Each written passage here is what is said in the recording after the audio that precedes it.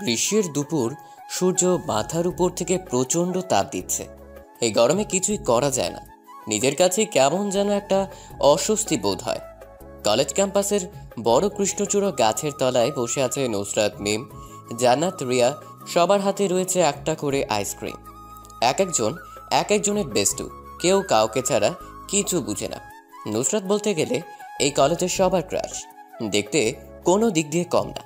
শ্যামলা শরীরের গঠন, গোলগাল মুখ, হাসি দিলে গালের দুই পাশে টোল পড়ে, চোখ জোড়া হালকা নীলাভ। কোনো ছেলে প্রথম দেখাতেই রাতের ঘুম হারাম হয়ে যাবে। নুসরাতের বাবা শহরের বড় একজন বিজনেসম্যান, বেশ নামডাক আছে শহরে তার বাবার। নুসরাত খুব দুষ্টু প্রকৃতির মেয়ে, বড়লোকের আদরের সন্তান, একটু পাঁচই তো হবেই। সবাই গাছতলায় বসে বসে আড্ডা দিচ্ছিল। মাঝ থেকে মিম বলে উঠে, আজকে কলেজের ইকোনমিক্সের নতুন স্যার আসছে, এই সম্বন্ধে কারো কোনো খেয়াল আছে? হঠাৎ মিমের এমন কথা শুনে সবাই মিমের দিকে সরু চোখে তাকায়। আরে জানি, এই কলেজের সবগুলো স্যার বুড়া বুড়া, সবার বিয়ে হয়ে গেছে। একটা ইয়াং স্যার আনলেই তো হয়। কেন রে, ইয়াং স্যার আসলে আবার অন্যভাবে পড়া বুঝাবে নাকি? পড়া তো একটাই নাকি? আরে ধুর, তুই কিছু বুঝিসই না। আমি বলছি যদি একটা ইয়াং স্যার থাকতো তাহলে একটা প্রেম করা যেত। কি, তুই স্যারের সাথে প্রেম করতি? এত অবাক হওয়ার কি আছে? স্যারের সাথে প্রেম করলে কি কোনো সমস্যা হবে নাকি? আমাদের আরো বেশি ভালো হবে, পরীক্ষায় ভালো নাম্বার পাবো। নুসরাত, তুই যেভাবে বলছিস সেটা কিন্তু বাস্তবে সম্ভবই না। আর সবচেয়ে বড় কথা হলো এই কলেজে কখনো ইয়াং স্যার আসবে না। এটাই আমাদের দুর্ভাগ্য। এটা এমন একটা কলেজ, কি আর বলবো নিজের কলেজের নামে। থাক, আর কিছু বলতে হবে না। গেটের দিকে তাকিয়ে দেখ, কে যেন গাড়ি নিয়ে ক্যাম্পাসে প্রবেশ করছে। জান্নাতের কথা শুনে সবাই ক্যাম্পাসের গেটের দিকে তাকায়। ব্ল্যাক কালারের একটা দামি গাড়ি ক্যাম্পাসে প্রবেশ করে সবাই বলাবলি করছে, এত দামি গাড়ি নিয়ে কে কলেজে আসলো? নিশ্চয়ই কোনো ক্ষমতাশালী ব্যক্তি হবে। সবাই প্রহর গুনছে কখন গাড়ি থেকে লোকটা নামবে। অবশেষে গাড়ি থেকে একটা সুদর্শন যুবক নামে। লম্বায় 6 ফুট 3 ইঞ্চি হবে, মাথায় এক বোঝা সিল্কের চুল, নিউ হেয়ার স্টাইলে, চোখে কালো স্টাইলিশ চশমা, গোলাপি রঙের ঠোঁট জোড়া, মুখে ক্লিন শেপ দেওয়া, পরনে তার সাদা শার্ট, কালো প্যান্টের সাথে ইন করা। কলেজের সব মেয়েরা তো ছেলেটাকে দেখে অবাক হয়ে গেছে। ছেলেটার গায়ের রংটা একেবারে ফর্সা। সবাই বলা বলি করছে ছেলেটা কত হ্যান্ডসাম, কিউট, হট। কিন্তু সেদিকে নুসরাতের কোনো খেয়ালই নেই, এক মনে বসে বসে আইসক্রিম খাচ্ছে। নুসরাত, দেখছিস ছেলেটা কত কিউট? এমন একটা ছেলে যদি আমার বয়ফ্রেন্ড থাকতো তাহলে সারাদিন শুধু ওকে দেখেই যেতাম। মিমের কথা নুসরাতের কাছে কেমন যেন বিরক্ত বিরক্ত লাগছে। একটা ছেলেকে নিয়ে এভাবে পড়ে থাকলে হবে? দুনিয়ায় মনে হয় না আর এমন ছেলে খুঁজে পাওয়া যাবে। কি শুরু করেছিস তোরা? কতক্ষণ ধরে একটা ছেলেকে নিয়ে সবাই এমন করছিস কেন? পৃথিবীতে কি এটাই একমাত্র ছেলে? আরো আছে? আমার আর কোনো ছেলে চাই না, এটা হলেই যথেষ্ট। এখন সামনে সুদর্শন ছেলে থাকতে পৃথিবী ঘুরতে হবে কেন? এবার থাম তোরা, কলেজের সময় হয়ে এসেছে, তাড়াতাড়ি চল ক্লাসে যাই। নুসরাতের কথা শুনে সবাই বিরক্ত বোধ করে। কত সুন্দর করে বসে বসে মজার আড্ডা দিচ্ছিল, কিন্তু এই ক্লাসের যন্ত্রণায় তার হলো না। একদিন ক্লাস না করলে কি আর এমন হবে ভেবে পায় না কেউ। এখনো ক্লাসে স্যার আসেনি। নুসরাত সবসময় সামনের বেঞ্চে বসে। পড়াশোনা নিয়ে সে একটু সিরিয়াস। মজার সময় মজা, লেখাপড়ার সময় লেখাপড়া। এখনো স্যার আসেনি, আরো কিছুক্ষণ বসে আড্ডা দিলে কতই না ভালো হতো। এই নুসরাতের জন্য আসতে হয়েছে। আরো কিছুক্ষণ বসে থাকতাম আর তোরা সবাই সেই অচেনা ছেলেটার বিষয়ে কথা বলে আমাকে পাগল করে দিতি। ছেলেটার সম্পর্কে আর কিছু বলতাম না, তুই আমাদের সাথে বসে আড্ডা দিলেই দেখতি। জানা আছে তোদের সম্পর্কে, তোদের এক একটাকে আমি খুব ভালো করেই চেনা আছে আমার। তবে নুসরাত, তুই আর যাই বলিস না কেন, ছেলেটা কিন্তু সেই লেভেলের কিউট ছিল। ফরেনার একটা ভাব আছে। ওই ছেলেটার সম্পর্কে আমার কাছে যদি আরেকটা কথা বলিস তাহলে কিন্তু ভালো হবে না। এই নুসরাত, আমি তখন থেকে একটা ব্যাপার লক্ষ্য করছি, তুই ছেলেটার কথা শুনে এমন রেগে যাচ্ছিস, কিন্তু কেন? রাখবো না কেন সেটা বল আমাকে। একটা অজানা ছেলেকে নিয়ে এমন মন্তব্য করছিস যা শুনে আমার প্রচন্ড রাগ লাগতেছে। আমরা একটা ছেলেকে নিয়ে এমন মন্তব্য করতেই পারি, সেটা আমাদের জানা শোনা বা অচেনা থাকলেও তোর সমস্যা কোথায় সেটাই তো বুঝতে পারছি না। কি ব্যাপার নুসরাত মামনি, ছেলেটাকে দেখে তুইও মনে হয় ক্রাশ খেয়েছিস। নিজের পছন্দের জিনিস তো কখনো আমাদের কাউকে দিস না, তার মানে তুই ছেলেটার উপর ফিদা? কি বলতে চাচ্ছিস তুই? এই নুসরাত চৌধুরী কারোর ওপর ক্রাশ খাবে? আমি নুসরাত চৌধুরী, কত ছেলে আমার পেছনে পড়ে থাকে, খবর নিয়ে দেখতে পারিস। আমার ক্রাশ হবে নাকি এরকম একটা ছেলে? এটা তুই ভাবলি কি করে? হয়েছে থাম এবার তুই। প্রিন্সিপাল স্যার আসছে মনে হয়, সামনে দেখ। জান্নাতের কথা শুনে সবাই সামনের দিকে তাকায়। প্রিন্সিপাল স্যার ক্লাসে প্রবেশ করছে, ওনার পেছনে পেছনে কেউ আসছে, কিন্তু সেই লোকটার মুখের ফেসটা স্পষ্ট বোঝা যাচ্ছে না। এইবার সবার সামনে এসে দাঁড়ায় প্রিন্সিপাল স্যার আর লোকটা। সবাই অবাক দৃষ্টিতে সেদিকে তাকিয়ে আছে, বোঝার চেষ্টা করছে কিছুক্ষণ আগে গাড়ি থেকে নামা হ্যান্ডসাম ছেলেটা এই ক্লাসে প্রিন্সিপাল স্যারের সাথে কিসের জন্য এসেছে। প্রিন্সিপাল স্যার খুব মজার একটা মানুষ, সব সময় হাসি খুশি থাকতে পছন্দ করেন। স্যার নিজের চশমাটা ঠিক করে সবার দিকে তাকায়। উপস্থিত সবগুলো স্টুডেন্ট অবাক হয়ে তাকিয়ে আছে। স্যার মুচকি হাসে। কি ব্যাপার, সবাই এমন অবাক দৃষ্টিতে তাকিয়ে আছো কেন? আমাকে কি এই প্রথম দেখছো নাকি তোমাদের ক্লাসে? সবাই মাথা নাড়ায়, যার মানে না, স্যার এর আগেও অনেকবার এই ক্লাসে এসেছে, কিন্তু আজ হঠাৎ নতুন একজনকে নিয়ে এসেছে, যার কারণে সবার মনে প্রশ্ন জেগেছে, কে এই সুদর্শন যুবক। তোমাদের সবার মনে হয়তো প্রশ্ন জেগেছে, কে এটা আমার সাথে দাঁড়িয়ে আছে? আমি এখন পরিচয় করিয়ে দিব।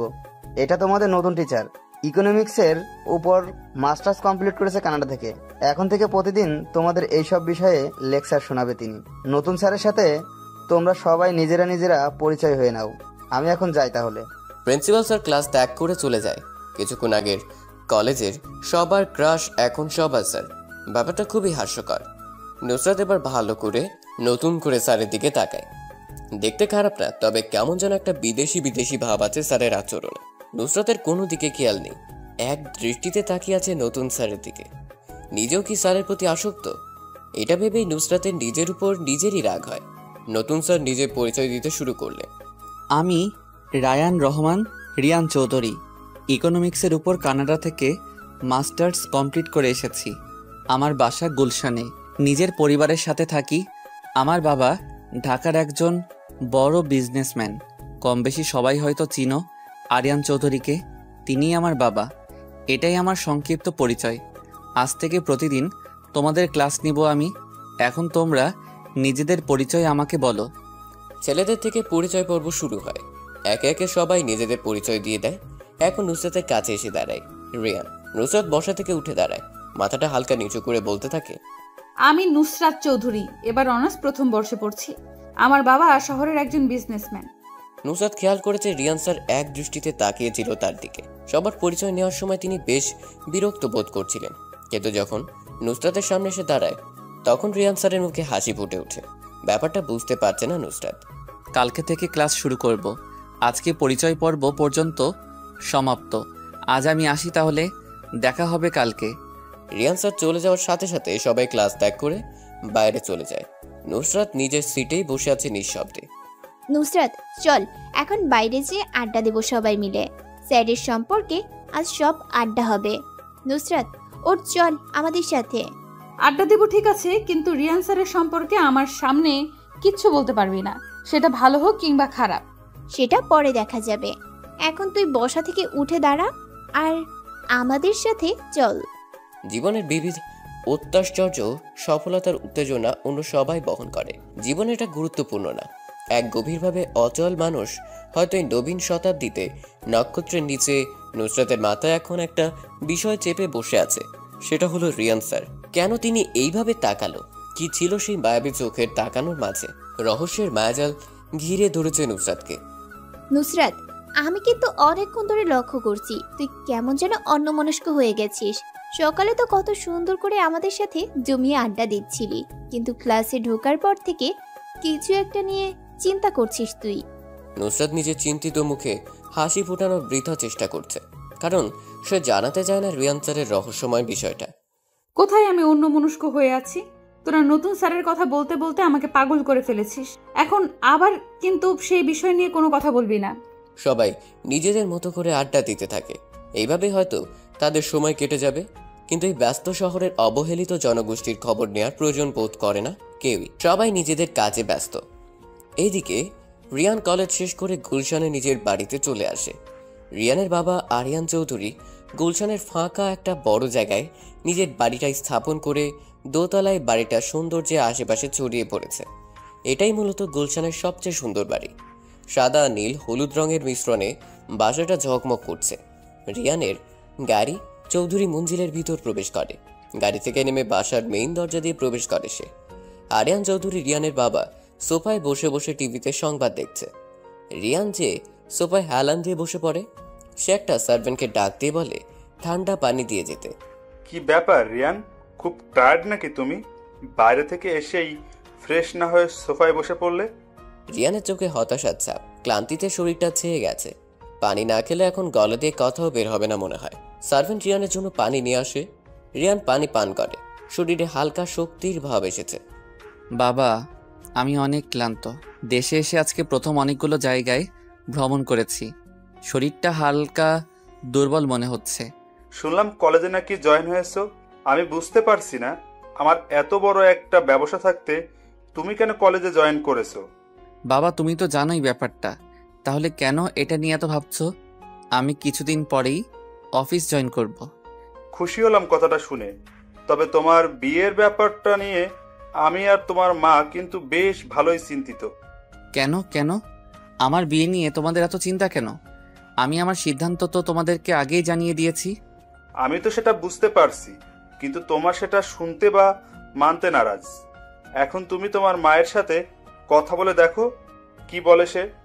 আমি এখনই যে মার সাথে এটা নিয়ে কথা বলছি, তোমাকে আর চিন্তা করতে হবে না। কথাটা বলে রিয়ান মায়ের রুমের দিকে যেতে থাকে। রিয়ানের মা রাফিয়া চৌধুরী বিছানা চোখ জোড়া বন্ধ করে শুয়ে আছে। রিয়ান যে মায়ের পাশে বসে, হঠাৎ কেউ বিছানার উপর বসায়। রিয়ানের মা চোখ জোড়া মেলে তাকায়। কখন এসেছিস বাবা? দেখে মনে হচ্ছে ফ্রেশ না হয়ে চলে এসেছিস আমার কাছে। কোনো কিছুর প্রয়োজন? মা, আমার কিছু প্রয়োজন নেই এখন। বাবার কাছে শুনলাম আমার বিয়ে নিয়ে নাকি তোমরা অনেক চিন্তিত। আমার একমাত্র ছেলে, তার বিয়ের বয়স হয়েছে, এখন এটা চিন্তা না করলে কি হয়? আগে থেকে তো সবকিছু ঠিক করতে হবে। মা, তুমি তো জানোই আমার কথা, তাহলে কেন আবার নতুন করে এসব নিয়ে চিন্তা করছো? তুই এখন গিয়ে ফ্রেশ হয়ে নে, এটা নিয়ে আমরা পরে কথা বলবো। দেখে মনে হচ্ছে সারাদিন বাইরে থেকে কিচ্ছু খাসনি, মুখটা একদম শুকিয়ে গেছে। রিয়ান মায়ের রুম থেকে বের হয়ে যায়। এখন ফ্রেশ হতে হবে, সেটা নিশ্চিত জানে বাবা কখনো তার অমতে কিছু করবে না। মুখের উপর কারো গরম নিঃশ্বাস পড়ায় ঘুম ভেঙে যায় নুসরাতের। হালকা করে নিজের শরীরকে নাড়াচাড়া করার চেষ্টা করছে, কিন্তু পারছে না। মনে হচ্ছে কেউ নুসরাতকে জড়িয়ে ধরে শুয়ে আছে। কে এত রাতে রুমে ঢুকেছে? নুসরাত ডান হাত তার নাড়াতে থাকে। কারো মুখে হাতটা যেয়ে লেগেছে। মুখে ক্লিন শেভ করা দাড়ির আভা। নুসরাত বুঝে গেছে অচেনা আগন্তুকটা একজন ছেলে। নুসরাত ভয় পেয়ে যায়। এত রাতে রুমে অচেনা একটা ছেলে, ভাবতেই শরীর শিউরে উঠে। যদি কেউ জানতে পারে তাহলে সব শেষ হয়ে যাবে। নুসরাত কিছু না ভেবে চিৎকার দিতে যাবে, তখনই তার ঠোঁটের উপর নরম কিছু একটা দিয়ে চেপে ধরা হয়। অচেনা আগন্তুকটা নিজের গোলাপি ঠোঁট জোড়া দিয়ে নুসরাতের ঠোঁট চেপে ধরে আছে। নুসরাতের পায়ে শ্বাস আটকানো অবস্থা। আগন্তুক পাগলের মতো করে নুসরাতের ঠোঁট জোড়ায় কিস করতে থাকে। প্রায় 4 মিনিট পর নুসরাত মুক্ত হয়। শোয়া থেকে উঠে বসে নুসরাত। জোরে জোরে শ্বাস চলছে। আর কতক্ষণ এই অবস্থা থাকলে নিশ্চিত মৃত্যু হতো। আগন্তুক অন্ধকারের ভিতরে নুসরাতের কানে কানে ফিসফিস করে বলতে থাকে, চিৎকার করলে তোমার মান সম্মান চলে যাবে, আমার তেমন কিছু হবে না। সো যেটা হচ্ছে সেটা হতে দাও, নয়তো কি হবে সেটা তুমি ভালো করে বুঝতে পারছো। নুসরাতের ভিতর ভয় আর অস্থিরতা গ্রাস করেছে। বুকের ভিতর কেউ মনে হয় হাতুড়ি থেরাপি দিচ্ছে। কি করবে এখন? চিৎকার করলে মান সম্মানের ছিটে ফোটাও থাকবে না। পৃথিবীতে বাঁচা অসম্ভব হয়ে যাবে যদি এখন অচেনা আগন্তুকের কথায় সাড়া দেয়। মাথায় এক বোঝা চিন্তা এসে পড়েছে। আগে কখনো ছেলে মানুষের এত কাছে যায়নি নুসরাত। আর যদি কোনো অঘটন ঘটে যায় তাহলে কি করে নিজের মুখ দেখাবে মা বাবার কাছে? দয়া করে আমার সাথে খারাপ কিছু করবেন না। আমি আমার এই মুখ কাউকে দেখাতে পারবো না। মৃত্যু ছাড়া আমার কোনো গতি থাকবে না। নুসরাত কথা বলছে আর নিঃশব্দে কান্না করছে। আগন্তুক নুসরাতের মুখটা চেপে ধরে। মৃত্যুর কথা কখনো মুখেও আনবে না, তাহলে কিন্তু খারাপ কিছু হয়ে যাবে। আমি তোমাকে ভালোবাসি। তোমার অসম্মান হবে এমন কাজ আমি কখনো করব না। অনেকদিন পর তোমাকে নিজের কাছে পেয়েছি, তাই কন্ট্রোল করতে পারছি না। নুসরাত অবাক, একটা ছেলে তাকে ভালোবাসে আর সে এটা জানেও না। কিন্তু কে এই ছেলে? পরিচিত বলে মনে হচ্ছে না। কে আপনি? পরিচয় বলেন আপনার। আমার অজান্তেই আমাকে কেউ ভালোবাসে, আমি তাকে দেখতে চাই। এমন অদৃশ্য হয়ে আসার কারণ কি? আমি তোমাকে তোমার অজান্তেই ভালোবেসে ফেলেছি। আমাকে তুমি দেখতে পারবে না। আমি আসবো কোনো একদিন তোমার সামনে নিজের পরিচয় নিয়ে। ওই দিনই না হয় আমাকে মন ভরে দেখে নিও। নুসরাত এই প্রথম কোনো এক অজানা অনুভূতির সম্মুখীন হয়েছে। এত রাতে রুমে কখনো কোনো ছেলের সাথে বসে বসে ফিসফিসে কথা বলা হয়নি। আপনি কখন যাবেন? যদি আমার বাবা মা বুঝতে পারে আমার রুমে কোনো ছেলে আছে, তাহলে কিন্তু আপনাকে আর আমাকে মেরেই ফেলবে। তোমার বাবা মা কেউ জানবে না। আমি ফজরের আগে চলে যাব। অনেকদিন পর তোমাকে কাছে পেয়েছি, ছেড়ে যেতে মন চাচ্ছে না। আমি আপনার বউ না যে আমার সাথে থাকার আশা করছেন। এখন বউ না তো কি হয়েছে? একদিন তো আমার ঘর আলোকিত করে নতুন বউ সেজে আসবে। এখন না হয় ভালোবাসার মানুষ হয়ে থাকো। শখ কত আমাকে বিয়ে করার? আমি কখনো আপনার মতো মানুষকে বিয়ে করব না। আপনি এক্ষুনি চলে যান, নয়তো খারাপ কিছু করে ফেলবো আমি। কথাটা শুনে আগন্তুক নুসরাতকে পেছন থেকে জড়িয়ে ধরে নুসরাতের ঘাড়ে মুখ গুজে। আগন্তুকের গরম নিঃশ্বাসে নুসরাত শিউরে ওঠে। মনের ভিতর কেমন যেন একটা অনুভূতির সৃষ্টি হচ্ছে, যেটা আগে কখনো ঘটেনি তার সাথে।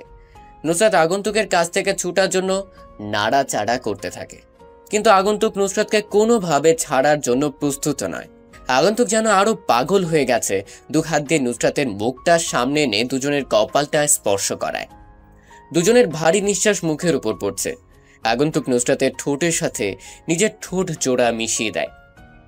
কিছুক্ষণ পর নুসরাতকে ছেড়ে উঠে দাঁড়ায় আগন্তুক।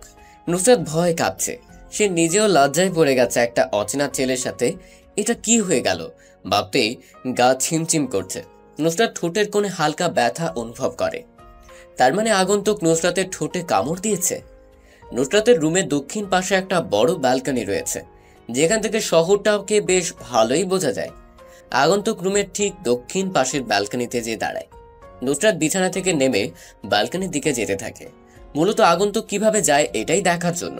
বাইরে আলো চলছে, সেই আলোতে নুসরাত দেখতে পাচ্ছে আগন্তুকের পরনের কালো কালারের জিন্স জ্যাকেট, স্টাইলিশ ছেঁড়া প্যান্ট, মুখে কালো কালারের মাস্ক। কিন্তু আগন্তুকের মুখে মাস্ক আগে ছিল না, তাহলে এখন আসলো কোথা থেকে ভেবে পায় না নুসরাত। আগন্তুক রাতের অন্ধকারে নিঃশব্দে মিলিয়ে যায়। আজ নিজেকে বড় একা একা মনে হচ্ছে নুসরাতের। জানা নেই শোনা নেই, হঠাৎ মাঝরাতে কোনো অপরিচিত ছেলে এরকম কিছু করতে পারলো ভাবতেই পারছে না নুসরাত। কিছুক্ষণ আগের ঘটনা মনে করার চেষ্টা করলেই বুকটা ধক করে ওঠে। তবে এটা ভেবে নুসরাত একটু শান্ত হয়, ছেলেটা সত্যি নুসরাতকে ভালোবাসে। নাহলে এত রাতে একটা ছেলে একটা মেয়েকে এত কাছে পেয়েও খারাপ কিছু করেনি। কি করার বাকি রেখেছে ছেলেটা? নুসরাতের জীবনে প্রথম একটা কালো রাতের অধ্যায় হিসেবে পরিচিত হয়ে থাকবে। এমন অবাক করা ঘটনা জীবনের শেষ মুহূর্ত পর্যন্ত মনের এক কোণে গেঁথে থাকবে নুসরাতের। আজ 2 দিন পর নুসরাত কলেজে এসেছে। ভয়ঙ্কর অতীতটা চোখের সামনে ভাসছে। নিজেকে স্বাভাবিক রাখার চেষ্টা করছে সে। অতীত নিয়ে সামান্য চিন্তাভাবনা দোষের কিছু নেই। যদি মানব জীবনের সমস্ত কিছু অতীত দিয়ে বিচার করা হয়, তাহলে সেটা শুধু দোষের নয়, বরং সেটা মানুষের ভবিষ্যতের জন্য অনেক ক্ষতিকর। সবারই একটা অতীত থাকে, যেখানে হাসি খুশি ভরা কিছু মুহূর্তের পাশাপাশি থাকে চোখ ভেজানো গল্প। কিন্তু যতই চেষ্টা করা হোক না কেন, আমরা না পারি মুছতে বা ভুলতে, বরং যতই ভুলতে চেষ্টা করি ততই মনে পড়ে যায়। অতীত ভুলে নিজেকে স্বাভাবিক রেখে স্বাধীনভাবে চলাফেরা করা। মিম, জান্নাত, রিয়া সকলে কৃষ্ণচূড়া গাছতলায় বসে বসে আড্ডা দিচ্ছে। আজ তাদের সাথে আড্ডা দিতে নুসরাত নেই। নুসরাত প্রতিদিন যেই জায়গায় বসতো, আজকে সেই স্থানটা ফাঁকা। দূর থেকে সেটা লক্ষ্য করছে নুসরাত। সে উদাস মনে গুটি গুটি পায়ে হেঁটে যায় কৃষ্ণচূড়া গাছতলায়। 2 দিন পর কলেজে নুসরাতকে দেখে কম বেশি অনেকেই অবাক। নিয়মিত আসা একটা ভালো স্টুডেন্ট কেন 2 দিন কলেজে আসছে না, বিষয়টা ভাবাচ্ছে সবাইকে। যাক বাবা, 2 দিন পর নুসরাতের দেখা মিলল। তা নুসরাত, এই 2 দিন কোথায় ছিলি? মোবাইল বন্ধ, কি হয়েছে তোর? নুসরাত কিছু বলে না, নিচের দিকে তাকিয়ে বসে আছে। নুসরাত মিথ্যা বলতে পারে না। মিথ্যে বলতে গেলে মুখে আটকিয়ে যায়। আজ যে কোনো অবস্থায় মিথ্যে বলতে হবে। বাসায় ছিলাম, শরীরটা খারাপ ছিল, তাই কলেজে আসতে পারিনি। এখন থেকে নিয়মিত আসবো। নুসরাতের চোখ জোড়া মিথ্যে কথা বলছে, কিন্তু মুখে সেটা সত্যি প্রমাণ করার চেষ্টা করছে। সে নিজেও চায় না ওই দিন রাতের ঘটনা কারো কাছে প্রকাশ পায়। নুসরাত, আমার মনে হয় তুই মিথ্যা বলছিস। কোনো কিছু একটা আমাদের থেকে লুকাচ্ছিস। কি সেটা আমাদের বল, আমরা সবাই মিলে সমাধান করার চেষ্টা করব। নুসরাতের ফ্রেন্ড সার্কেলের ভেতর জান্নাত একটু অন্য টাইপের। কোনো উদ্দেশ্য ছাড়াই মানুষের ভুল ধরতে সে বেশ দূরদর্শী। নুসরাত মনে মনে এটারই ভয় পাচ্ছিল, জান্নাত যদি কোনোভাবে বুঝে ফেলে মিথ্যা কথাটা। এখন ঠিক তাই হলো। দেখ, আমার মাথা ব্যথা করছে, চুপ কর সবাই। আমি তোদের থেকে কিচ্ছু লুকাচ্ছি না, যা বলছি সব সত্যি। আমার বিশ্বাস হয় না তুই সত্যি কথা বলছিস। তোর চোখ বলছে তুই কিছু একটা গোপন রেখেছিস ভেতরে। আমি এটা জেনেই ছাড়বো। জান্নাত, থাম এবার তুই। নুসরাতের মাথা ব্যথা করছে, এইসব বিষয় নিয়ে পরে কথা হবে। আমি এই বিষয়ে আর কোনো কথা বলবো না। একদিন নুসরাত নিজে আমাকে বলবে সমস্যার কথাটা, তখন হয়তো সময় ফুরিয়ে যাবে। সময় থাকতে বলতে হয় সবকিছু।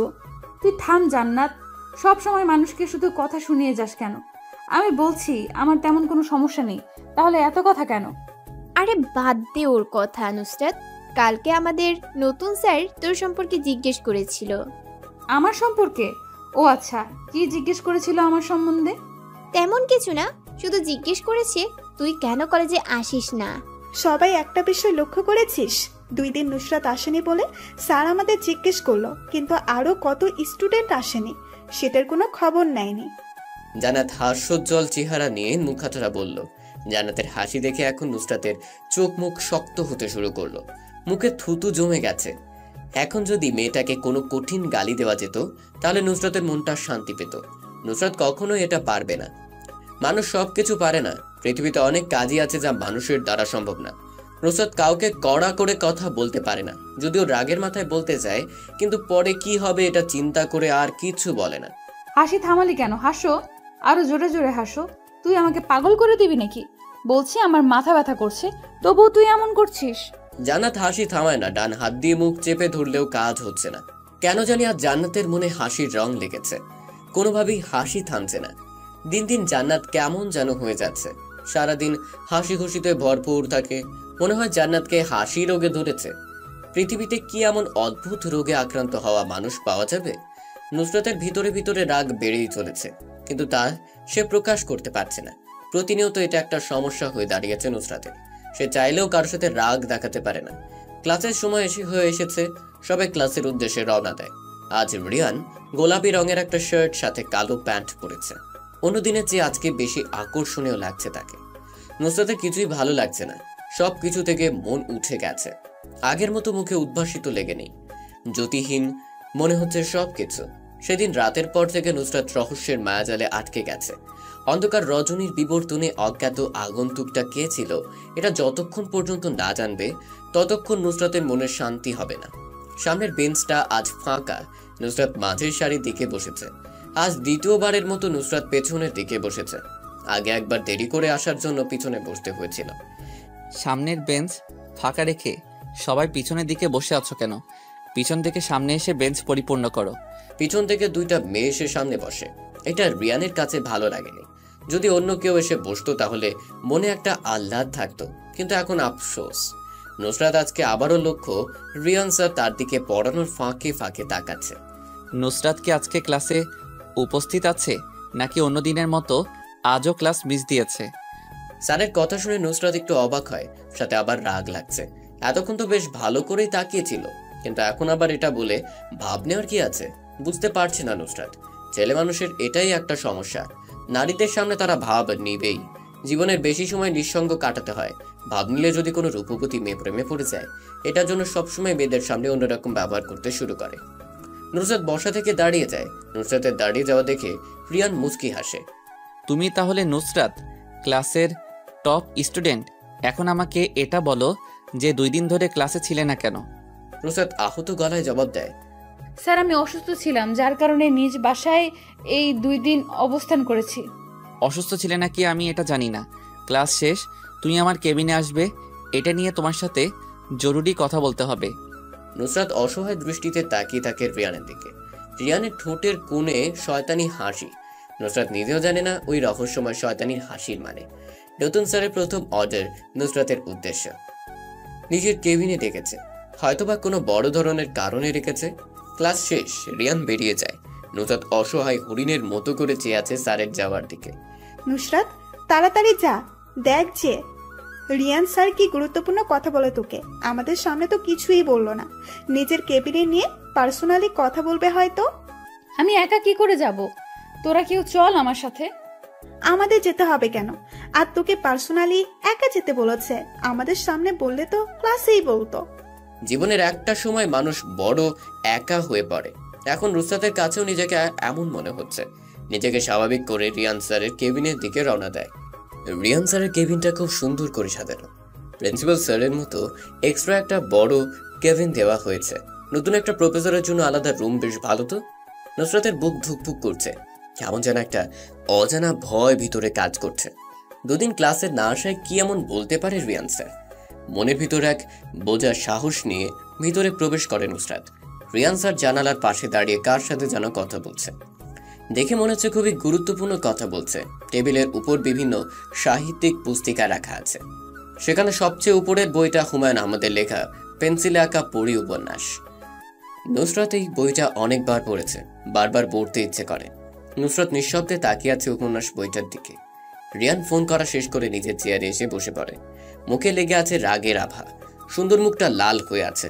নুসরাত বুঝতে পারছে না কি কারণে স্যার এমন রেগে আছে। নুসরাত, তোমার মধ্যে কি কোনো শিষ্টাচার নেই? নম্রতা ভদ্রতা বজায় রেখে চলাফেরা করতে পারো না? রিয়ান বেশ রেগে মেগেই নুসরাতকে উদ্দেশ্য করে কথাটা বলেছে।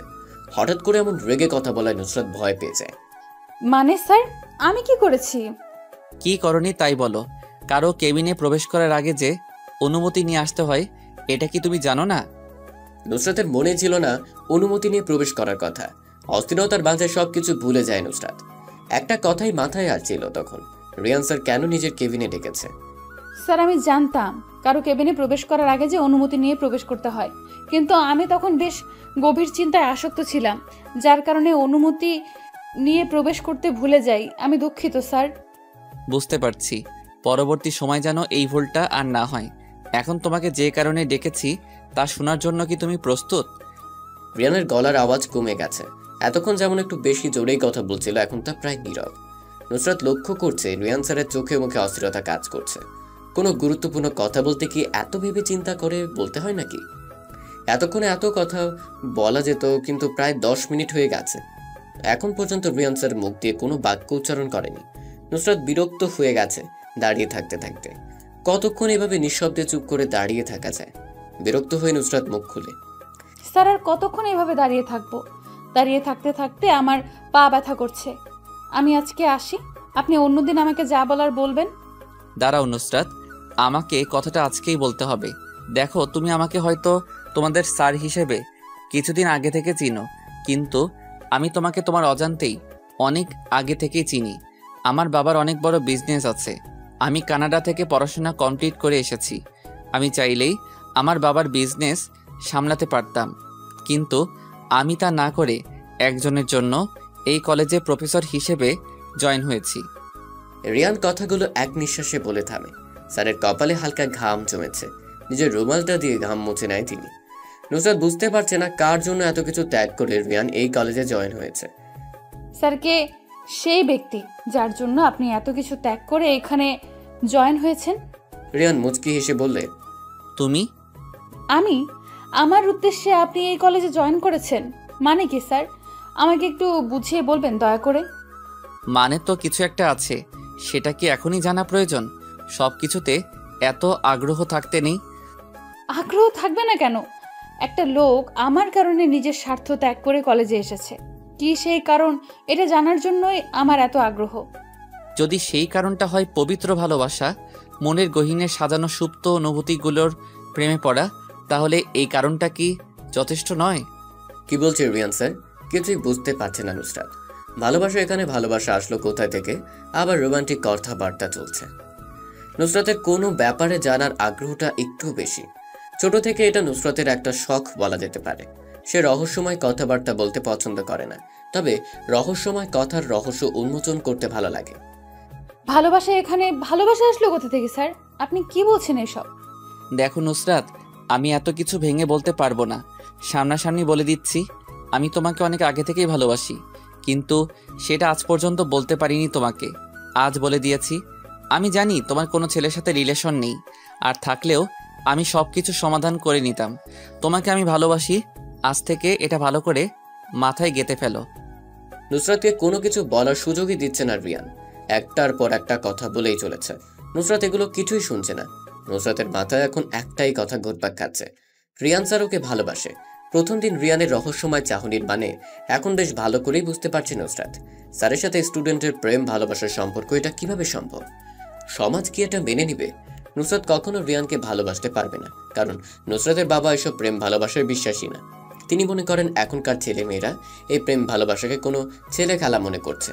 ইচ্ছে হলো প্রেম করো, পরে ছোট একটা কারণ দেখে সেটা ভেঙে ফেলা। রিয়ান এক দৃষ্টিতে তাকিয়ে আছে নুসরাতের দিকে। কি ভাবছে মেয়েটা এতক্ষণ ধরে? কখন রিয়ান প্রেম নিবেদন করেছে এখনো কোনো উত্তর সে পায়নি। নুসরাত কি এখন রিয়ানকে সরাসরি না করে দিতে পারবে? ব্যাপারটা কেমন যেন দেখায়। একটা ছেলে নুসরাতের জন্য এত কিছু ত্যাগ করে এসেছে ভালোবাসা পাওয়ার জন্য। নিজের ভিতর সংকোচ তৈরি হয়েছে নুসরাতের। কি উত্তর দিবে এখন রিয়ানকে? স্যার, আমার বাবা মা মেনে নিবে না এই ধরনের কোনো সম্পর্ক। আমি চাই না এমন কোনো সম্পর্ক আমাদের মাঝে গড়ে উঠুক যা পরবর্তীতে সমাজে আমাকে নিয়ে, আমার বাবা মাকে নিয়ে কটু কথা শুনতে হয়। মেয়েদের একটাই সমস্যা, সেটা হলো একটা ছেলে একটা মেয়েকে প্রপোজাল করলে মেয়েটার প্রধান উক্তি হলো বাবা মা মেনে নিবে না। আরে মেয়েটা কি তার বাবা মাকে একবারও জিজ্ঞেস করেছে এই ব্যাপারে? না, সে বাবা মাকে জিজ্ঞেস না করেই একটা ছেলের প্রপোজাল রিজেক্ট করে দেয়। নুসরাত, তুমি আমার প্রপোজাল রিজেক্ট করার পর আমি তোমাকে ছেড়ে দিব এটা মোটেই ভেবো না, কারণ আমি অন্য সব ছেলেদের মতো করে তোমাকে ভালোবাসিনি। প্রেম ভালোবাসায় বাধা আসবেই, তাই বলে কি আমি ছেড়ে চলে যাব? তা কখনো না। আমি অনেক আগে থেকেই তোমাকে পছন্দ করতাম। এই পছন্দটা একসময় ভালোবাসায় রূপ নিয়েছে। আমি তোমার নেশায় আসক্ত। নুসরাত খুব মনোযোগ দিয়ে রিয়ানের কথাগুলো শুনছে। সব কথায় তুলনামূলক যুক্তি আছে, কিন্তু নুসরাতের কিছু করার নেই। তার হাত বাঁধা। এই সমাজের মানুষের কাছে পবিত্র ভালোবাসাগুলোর কোনো দাম নেই। স্যার, আমার কিচ্ছু করার নেই। আমার হাত বাঁধা। আমি চাইলেও আপনাকে ভালোবাসতে পারবো না। ভালো তুমি আমাকেই বাসবে, সেটা সময় বলে দিবে। আমি অনেক বছর অপেক্ষা করেছি, আর অপেক্ষা করার মতো ধৈর্য আমার নেই। তোমাকে আমার প্রয়োজন, সেটা আমি যে কোনো পদ্ধতিতে পেয়ে ছাড়বো। কেউ বাধা দিতে আসলে আমি মেরে ফেলবো তাকে। আপনার যা ইচ্ছা আপনি তা করেন, এর মধ্যে আমি নেই। আমাকে এখন যেতে হবে, নয়তো সবাই খারাপ কিছু চিন্তা করবে। নুসরাতের কথাটা শোনা মাত্র রিয়ান চেয়ার থেকে উঠে দাঁড়ায়, কেবিনের দরজাটা লক করে ফেলে। নুসরাত রিয়ানের এমন কাণ্ডে ভয় পেয়ে যায়। রিয়ান নুসরাতের দিকে গুটি গুটি পায়ে এগোতে থাকে। নুসরাত এক পা করে পেছাতে থাকে রিয়ানের থেকে। পিছাতে পেছাতে একসময় টেবিলের সাথে ধাক্কা লাগে, পিছন যাওয়ার আর জায়গা নেই। নুসরাত নিজের হাত দিয়ে টেবিল চেপে ধরে আছে। মনের ভিতর ভয় সৃষ্টি হয়েছে। রিয়ান নুসরাতের ভয় পাওয়া মুখের ফেসটা দেখে শয়তানি হাসি দেয়। রিয়ান নুসরাতের অনেক কাছে চলে এসেছে। দুজনের মধ্যে এখন এক আঙ্গুল সমপরিমাণ দূরত্ব। নুসরাতের বুকের ভেতর মনে হচ্ছে ট্রেন ছুটছে। কপালের আশেপাশে বিন্দু বিন্দু ঘাম জমেছে। চুলগুলো সেই ঘামে লেপ্টে রয়েছে। রিয়ান বিষয়টা খেয়াল করলো, নুসরাতকে অনেক আকর্ষণীয় লাগছে। নিজ হাত দিয়ে নুসরাতের লেপ্টে থাকা চুলগুলো কানের পিছনে গুজে দেয় রিয়ান। নুসরাত রিয়ানের থেকে অনেকটা খাটো, যার কারণে রিয়ানের বুকের হার্টবিটের ধুকপুক আওয়াজ ভালো করে শুনতে পাচ্ছে সে। রিয়ানের দেওয়া বডি স্প্রের ঘ্রাণটা নুসরাতের কাছে পরিচিত মনে হচ্ছে। ওই দিন রাতের অচেনা আগন্তুকের শরীর থেকেও এমন একটা ঘ্রাণ বেরিয়েছিল, আবার আজ একই ঘ্রাণ রিয়ানের শরীর থেকে পাওয়া যাচ্ছে। ব্যাপারটা কেমন যেন রহস্যময় লাগছে নুসরাতের কাছে। হঠাৎ নুসরাতের মুখের উপর রিয়ান ফু দেয়। নুসরাত হালকা কেঁপে উঠে। রিয়ানের চোখ জোড়া কি যেন বলতে যাচ্ছে, কিন্তু নুসরাত বুঝতে পারছে না। অনেক মানুষ আছে যারা আরেকজনের চোখের ভাষা বুঝতে পারে। নুসরাত আজ পর্যন্ত কারো চোখের ভাষা বুঝতে পারেনি। স্যার, কি করছেন এগুলো? ছাড়েন আমাকে, আমি চলে যাব এখান থেকে। রিয়ান নিজের বাম হাতটা দিয়ে নুসরাতের কোমর চেপে ধরে। নুসরাত কেঁপে ওঠে। নিজের ভিতর কেমন যেন একটা অন্যরকম অনুভূতি তাড়া করছে। রিয়ানের ডান হাতটা নুসরাতের চুলের পিছনে ঘাড়ে ধরে আছে। রিয়ানের গরম নিঃশ্বাস নুসরাতের মুখের উপর পড়ছে। নুসরাতের শরীরে শিহরণ বয়ে যাচ্ছে। দুজনের মধ্যে এখন একটু ফাঁকা জায়গা নেই। রিয়ান নিজের গোলাপি ঠোঁট জোড়া নুসরাতের নরম ঠোঁটে মিলিয়ে দেয়। নুসরাত যেন এটা বিশ্বাস করতেই পারছে না। একজন শিক্ষক তার সাথে এমন একটা কাজ করতে পেরেছে। দুজন দুজনের থেকে আলাদা হয়ে আছে। রিয়ান নুসরাতের থেকে একটু দূরে দাঁড়িয়ে আছে। দুজনেই জোরে জোরে শ্বাস ফেলছে। নুসরাত মাথা নিচু করে চুপচাপ হয়ে দাঁড়িয়ে আছে। রিয়ানের দিকে চাওয়ার মতো ক্ষমতা তার নেই। একরাশ লজ্জায় সে হানা দিয়েছে নুসরাতের মুখে। রিয়ান হাত দিয়ে নুসরাতের মুখটা উঁচু করে। লজ্জায় নুসরাত পিছনের দিকে ঘুরে দাঁড়ায়। রিয়ান মুচকি হাসে। নুসরাত, এদিকে আমি দাঁড়িয়ে আছি, আমার দিকে তাকাও। ওই দিকে কি দেখো? এদিকে তাকাও বলছি। নুসরাত তবুও তাকায় না, কেমন যেন লাগছে। রিয়ান নুসরাতকে নিজের দিকে ফিরায়। লজ্জায় মেয়েটার মুখটা লাল হয়ে আছে। এত লজ্জা পেলে কিভাবে হবে? আমাদের বিয়ের পর তো আরও কত রোমান্টিক অত্যাচার তোমাকে সহ্য করতে হবে। এখন থেকে প্রতিদিন আমার কেবিনে এরকম করে প্র্যাকটিস চলতে থাকবে, যাতে করে তোমার সব লজ্জা ভেঙে শেষ হয়ে যাবে। আপনি কিভাবে আমাকে বিয়ে করবেন? একজন শিক্ষক কেমন করে তার ছাত্রীকে বিয়ে করবে? সমাজের লোকেরা কি বলবে? এমন সমাজ ত্যাগ করে দূরে কোথাও নির্জনে চলে যাব আমরা, যেখানে থাকবো আমি আর তুমি। মুক্ত আকাশে তোমাকে নিয়ে উড়াবো প্রেমের ঘুড়ি। সেখানে আমাদের বাধা দেওয়ার মতো কোনো সমাজ নামক কিছু থাকবে না।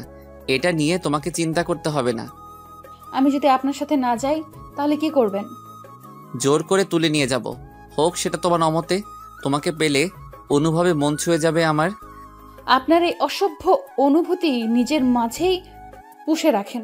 আজ আমার সাথে যা করলেন আপনি, অন্য কেউ থাকলে যে কি করতো। তাহলে তুমি অন্যদের মতো কিছু করছো না কেন? চাইলেও তো তুমি জোরে জোরে ডেকে মানুষজনকে উপস্থিত করাতে পারতে, তাহলে করনি কেন? নুসরাত বাকরুদ্ধ হয়ে যায়। বলার মতো কিছু নেই। কি বলবে এই প্রশ্নের উত্তরে? জানা নেই নুসরাতের। চাইলে নুসরাত চিৎকার দিয়ে সবাইকে জড়ো করতে পারত, কিন্তু সে নিজের অজান্তে এটা করলো না। কোনো একটা মায়া কাজ করেছে রিয়ানের প্রতি, কিন্তু এমন তো হওয়ার কথা না। স্যার, আমি বরং এখন যাই এখান থেকে। আমার অনুমতি ছাড়া এক পা পর্যন্ত নাড়াবে না। আমি যখন বলবো তখন তুমি বাইরে যাবে। কিন্তু স্যার, আমার বান্ধবীরা কি মনে করবে? এতক্ষণ ধরে আমি ভিতরে কি করছি সেটা যদি জানতে চায়, তাহলে কি জবাব দিব আমি? বলে দিবে আমার আর তোমার মধ্যে এতক্ষণ কি চলছিল, আর তোমার সব বান্ধবীদের শিখিয়ে দিবে রোমান্স কিভাবে করতে হয়।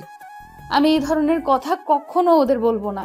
আমার লাজ লজ্জা বলতে এই কিছু একটা তো আছে। বান্ধবীদের সাথে রোমান্টিক বিষয় নিয়ে বলাবলি করতে সমস্যা কোথায়? কলেজ জীবনে এসব নিয়ে আমি বন্ধুদের সাথে কত মজা করতাম, আর এখন তুমি বলছো এই সামান্য বিষয় নিয়ে বলতে লজ্জা করবে? নুসরাত একটু রাগ দেখিয়ে বলে, এখন আমি যে সরাসরি সব বান্ধবীদের বলে দেব আমাদের রিয়ান স্যার আমাকে ভালোবাসে, তাই নিজের কেবিনে ডেকে প্রপোজ করে আবার জোর করে চুমুও খেয়েছে আমার ঠোঁটে। নিজের কথায় নিজেই ফেঁসে গেছে নুসরাত। রিয়ান হি হি হি করে দাঁত কেলিয়ে জোরে জোরে হাসতে থাকে। নুসরাত দরজাটা খুলে বেরিয়ে যায়। আর কিছুক্ষণ সেখানে দাঁড়িয়ে থাকলে রিয়ানের কথায় লজ্জায় লাল হতে হতো নুসরাতের। আজ আর তেমন কোনো ক্লাস নেই, তাই নুসরাত বাসার উদ্দেশ্যে রওনা দেয়। আর মনে মনে চিন্তা করতে থাকে, জীবনে কিছু কিছু প্রশ্ন থাকে যার উত্তর কখনো মিলে না। কিছু কিছু ভুল থাকে যা শোধরানো যায় না, আর কিছু কিছু কষ্ট থাকে যা কাউকে বলা যায় না। ঠিক এমন অবস্থা হয়েছে নুসরাতের।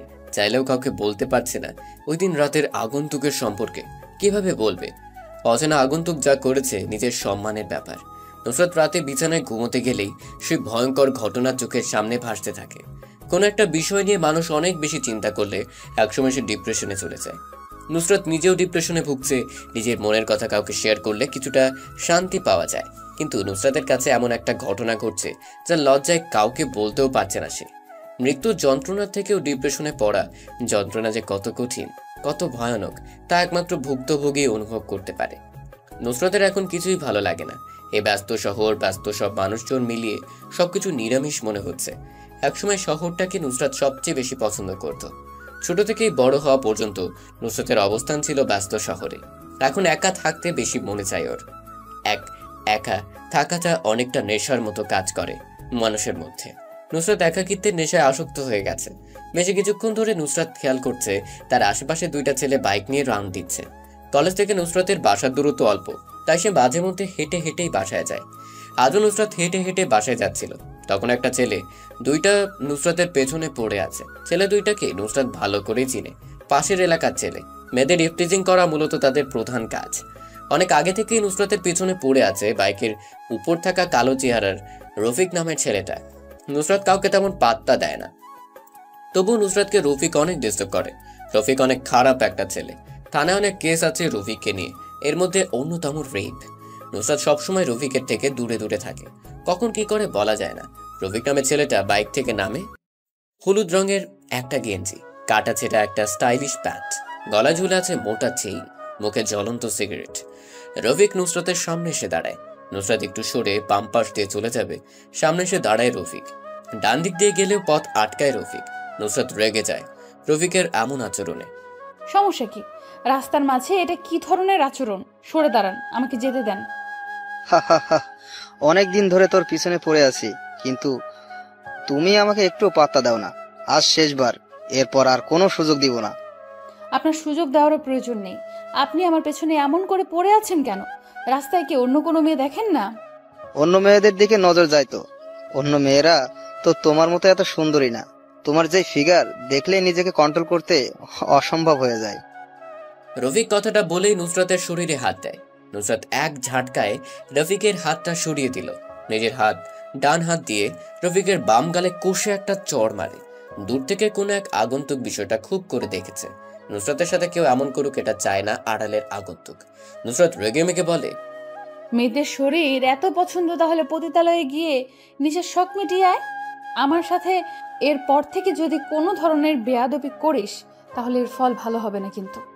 রফিক বাম গালটা হাত দিয়ে বলে, তোমার ওই নরম হাতে চর খেতে আমি প্রতিদিন এমন 2-4টা ভুল করতেই পারি। নুসরাত জানে রফিককে এখন কিছু বললে সে আরো কথা ঘুরিয়ে পেঁচিয়ে অযথা সময় নষ্ট করবে। নুসরাত চলে আসে সেখান থেকে। রফিক সেখানে দাঁড়িয়ে নিজে নিজে বলছে, নুসরাত, তোমাকে আমার চাই, সেটা এক রাতের জন্য হলেও। আমি যেটা চাই সেটা পেয়ে তারপর পিছু ছাড়ি। চৌধুরী মঞ্জিলে রিয়ান এক মনে বসে বসে টেবিলে দেওয়া খাবারগুলো খেয়ে যাচ্ছে। সামনে যে ওর বাবা মা বসে আছে সেদিকে রিয়ানের কোনো হুঁশ নেই। রিয়ানের বাবা মা দুজনেই রিয়ানের বিয়ের ব্যাপারে অনেক চিন্তিত, কিন্তু রিয়ানের চেহারায় এই ব্যাপারে চিন্তার ছিটে ফোটাও নেই।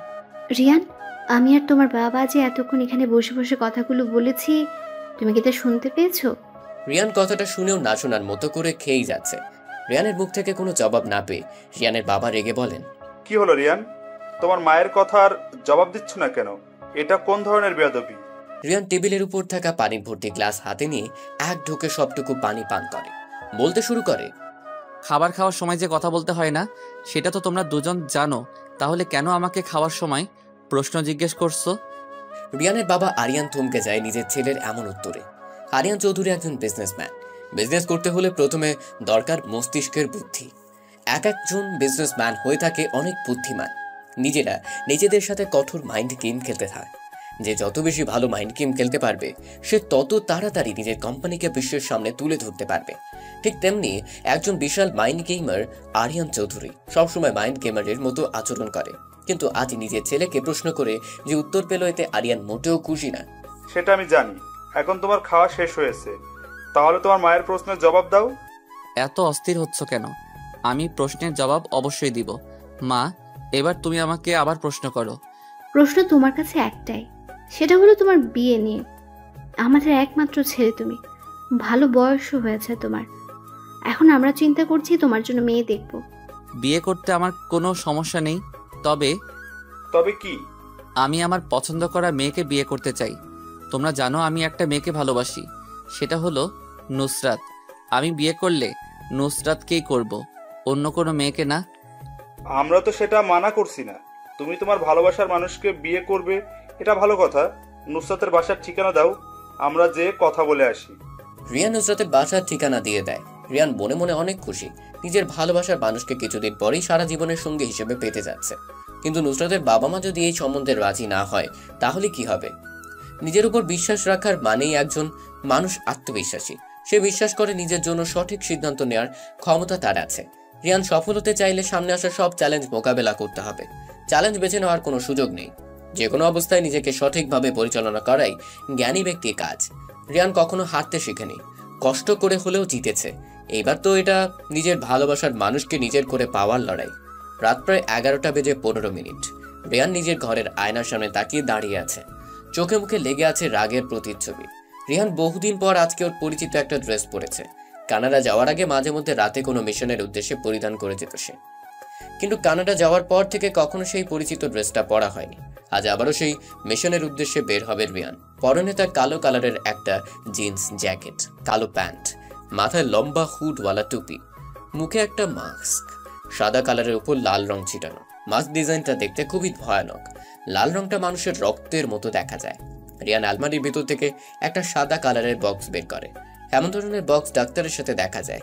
আলমারিতে লুকিয়ে রাখা পুরনো পিস্তলটা বের করে কোমরের কভার পয়েন্টে রাখে রিয়ান। বিছানার উপর থেকে বাইকের চাবিটা নিয়ে রওনা দেয় ভয়ঙ্কর মিশনের উদ্দেশ্যে। আকাশে কালো মেঘ ঘোরাঘুরি করছে। আচমকাই আলোহীন আসমানে বিদ্যুৎ চমকাচ্ছে। আকাশে তারার ছিটে ফোটাও নেই। যখন তখন বৃষ্টি নামতে পারে। বড় বড় নাইট ক্লাবগুলো বন্ধ করে দিচ্ছে। রাতের এমন অবস্থা দেখে রাস্তার আশেপাশে ছোট বড় সমস্ত দোকান বন্ধ হয়ে গেছে। নির্জন রাস্তাগুলো একেবারে নীরব হয়ে গেছে। রফিক আর সেলিম নাইট ক্লাব থেকে বেরিয়ে বাসার দিকে যাচ্ছিল। তখনই সামনে দেখতো পায়ে বাইকের উপর কেউ বসে বসে মনের সুখে সিগারেট টানছে। দেখে মনে হচ্ছে আবহাওয়ার গতিবেগের এমন পরিবর্তনের অবস্থায় সে ব্যক্তিটা ভয় পাচ্ছে না। রফিক আর সেলিম আজ একটু বেশি নেশা করে ফেলেছে। দুজন ঠিকমতো হাঁটতে পারছে না, হেলে দুলে হাঁটছে। রফিক যে বাইকের উপর বসা আগন্তুকের সামনে দাঁড়ায়, পিছনে সেলিম। রফিক মাতালদের মতো করে বলতে শুরু করে, এই কে তুই?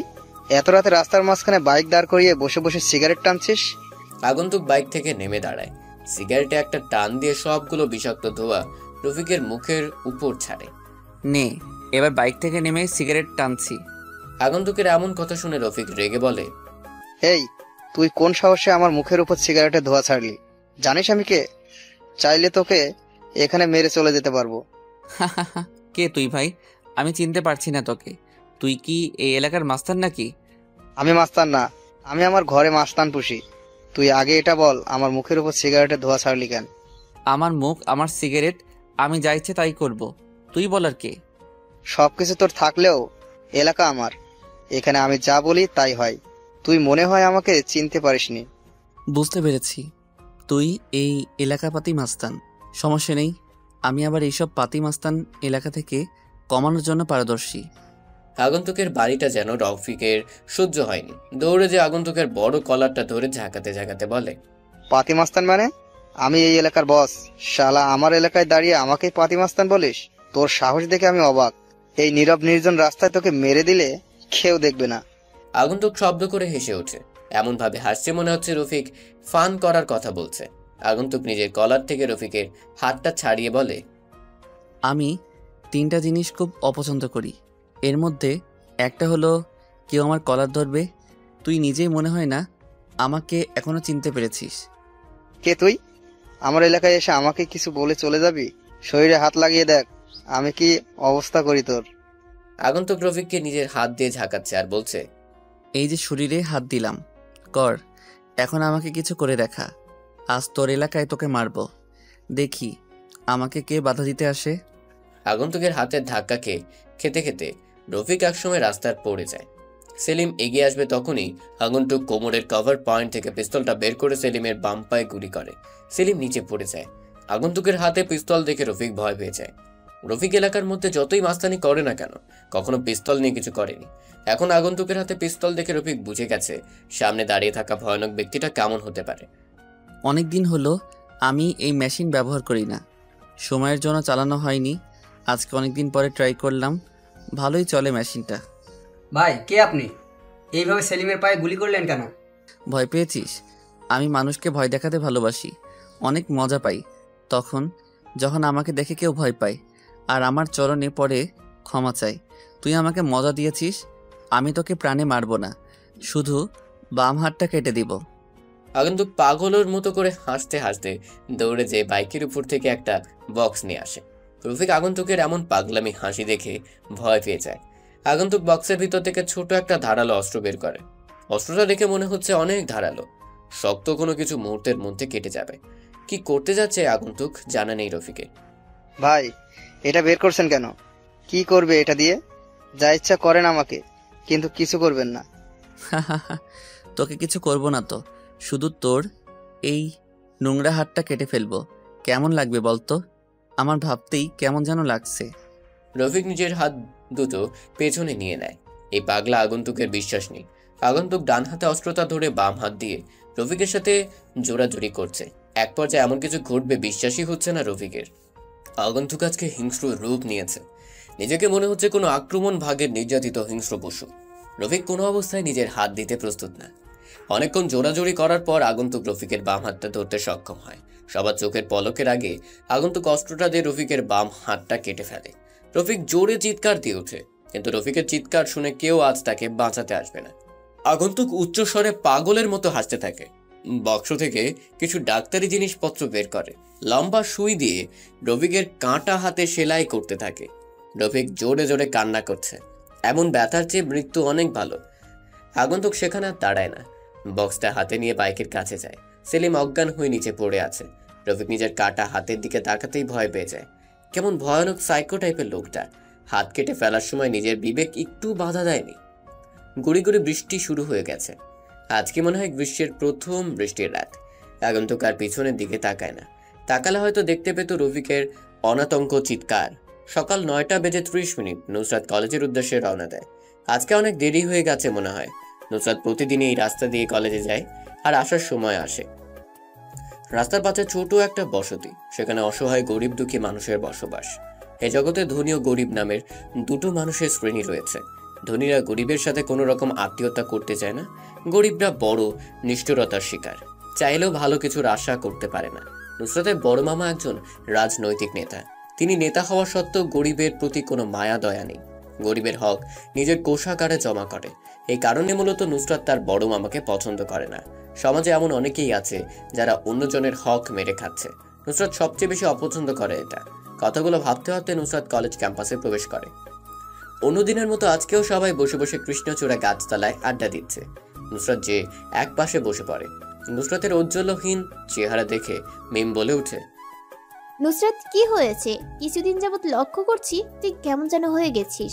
আগের মতো আমাদের সাথে কথা বলিস না, আড্ডা দিচ্ছিস না, ব্যাপার কি? নুসরাত মিমের দিকে তাকায়। মেয়েটা নুসরাতের অনেক খেয়াল রাখে। ছোট থেকেই মিমের সাথে নুসরাতের বেড়ে ওঠা। নুসরাত মিমকে প্রত্যুত্তরে একটা উদাসীন মুচকি হাসি দিয়ে বলে, আমার আবার কি হবে, সবকিছু ঠিক আছে।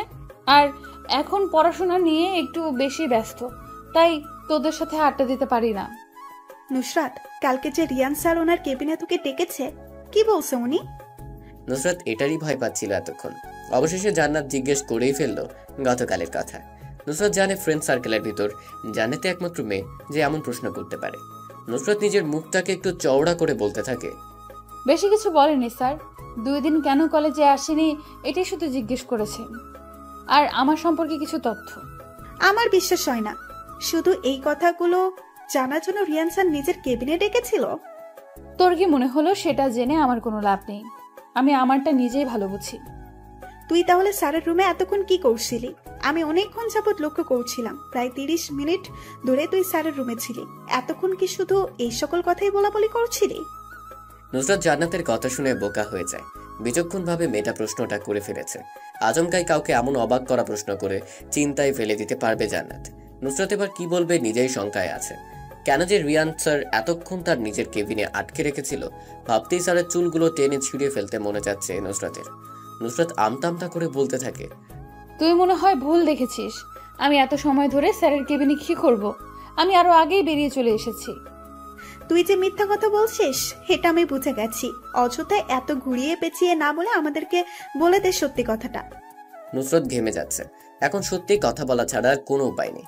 কিন্তু সত্যি কথা বলতে গেলে সবাই কি কি ভাববে নুসরাতকে নিয়ে? যার যা ইচ্ছে তাই ভাবুক, এতে নুসরাতের কি? সে যখন কোনো ভুল ত্রুটি করেনি, তাহলে সত্যি বলতে সমস্যা কোথায়? নুসরাত মুখ ফুটে কিছু বলতে যাবে এর আগেই পাশে বসে থাকা নীল রঙের ড্রেস পরা ভীম বলে, জান্নাত, আমি ইদানিং লক্ষ্য করছি তুই নুসরাতের পিছনে খুব বাজেভাবে পড়ে আছিস। নুসরাত কখন কি করছে না করছে এটা নিয়ে তুই অনেক প্রশ্ন জিজ্ঞেস করিস তাকে। কেন?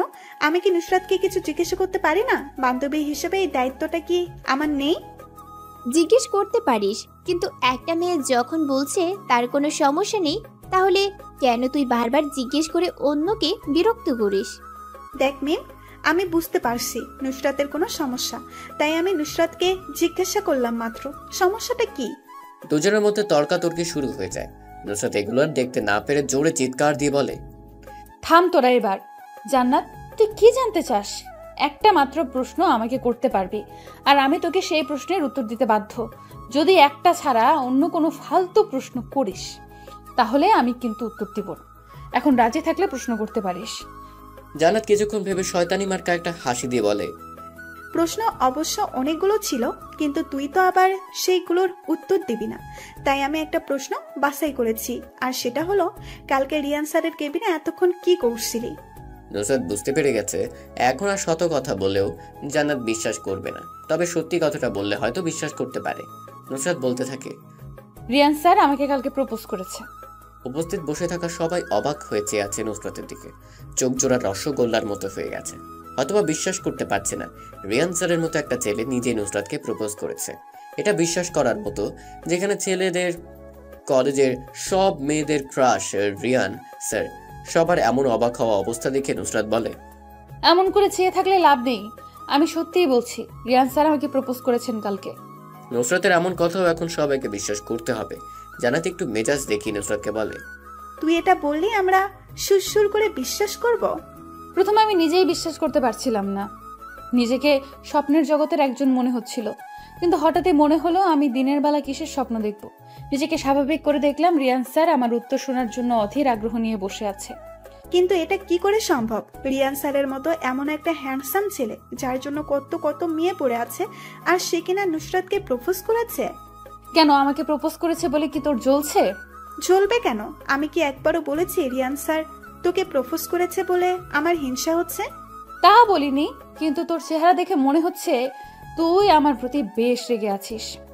রাখবো না কেন সেটা বল। আমাদের বান্ধবী নতুন প্রেম করবে আর আমরা সেটাই জানবো না? আমাদেরকে জানানোর প্রয়োজন মনে করলি না? আরে আমি কি বলছি রিয়ান স্যারের সাথে রিলেশনে জড়াবো? আমি বলে দিয়ে এসেছি বাসা থেকে এমন সম্পর্ক মেনে নেবে না। নুসরাত, তোর চেহারায় ফুটে উঠেছে রিয়ান স্যারের প্রতি ভালোবাসার প্রতীক। আমার মনে হয় তুই নিজেও স্যারকে ভালোবেসে ফেলেছিস। নুসরাত আর জান্নাত দুজনের মধ্যে বসে থাকা মিম এতক্ষণ তাদের বিরক্তকর কথাগুলো শুনছিল। বেশ খানিকক্ষণ পর মিম রেগে বলে, কি শুরু করেছিস তোরা দুজন? একটা বিষয় নিয়ে এত ঝামেলা করছিস কেন? আমি এটাই বুঝতে পারছি না।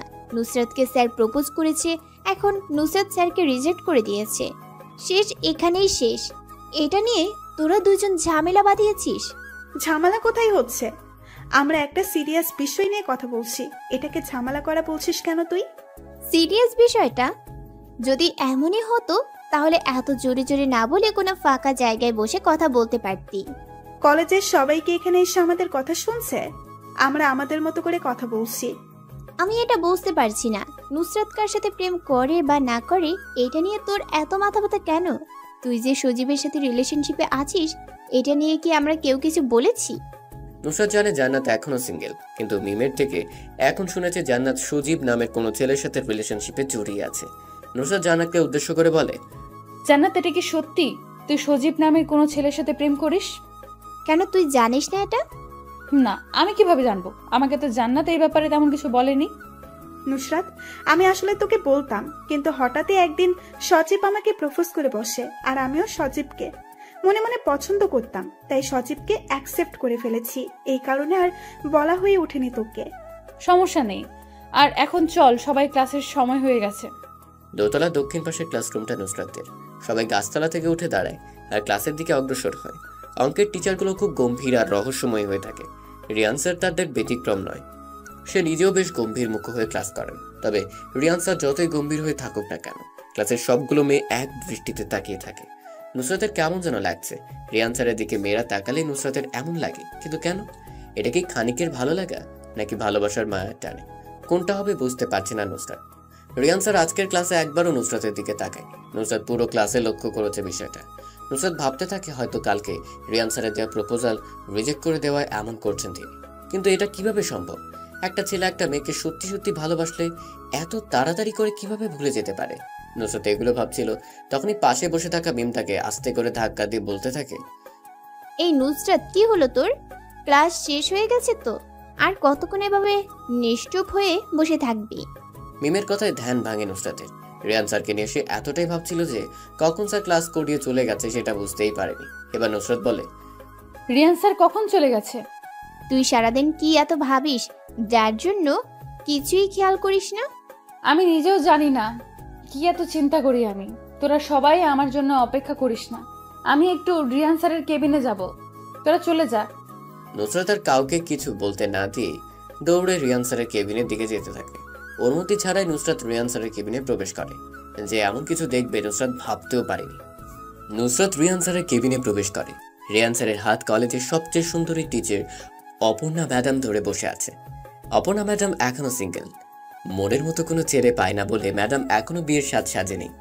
অপর্ণা ম্যাডামের বয়স প্রায় 30-এর কাছাকাছি, কিন্তু ম্যাডামকে দেখে কোনোভাবে বোঝা যায় না ওনার বয়স এত। বলতে গেলে কলেজের সব ছেলেগুলো ম্যাডামকে ইমপ্রেস করার ধান্দায় থাকে, কিন্তু ম্যাডাম কাউকে তেমন পাত্তা দেন না। ম্যাডাম রিয়ান স্যারের হাত দুটো ধরে কি যেন বলছে। নুসরাত এটা দেখে ভীষণ রেগে যায়, কিন্তু এটা সে বাইরে প্রকাশ করে না, নিজেও চায় না এটা বাইরে প্রকাশ হোক। নুসরাতকে অনুমতি ছাড়া আচমকাই কেবিনে প্রবেশ করতে দেখে রিয়ান স্যার নিজের হাত দুটো ম্যাডামের কাছ থেকে ছাড়িয়ে বসা থেকে উঠে দাঁড়ায়। অপর্ণা ম্যাডামও বসা থেকে উঠে দাঁড়িয়ে পিছন ফিরে তাকিয়ে দেখে নুসরাত চুপটি করে দাঁড়িয়ে আছে, আর শান্ত চোখের সামনে দাঁড়িয়ে থাকা ব্যক্তি দুইটার দিকে অচেনা দৃষ্টিতে তাকিয়ে আছে। অনুমতি ছাড়া রিয়ানের কেবিনে কেউ প্রবেশ করুক এটা সে কখনো পছন্দ করে না। এখন মাত্র ক্লাস করিয়ে কেবিনে এসে বসার সাথে সাথে অপর্ণা ম্যাডাম রিয়ানের কক্ষে প্রবেশ করে।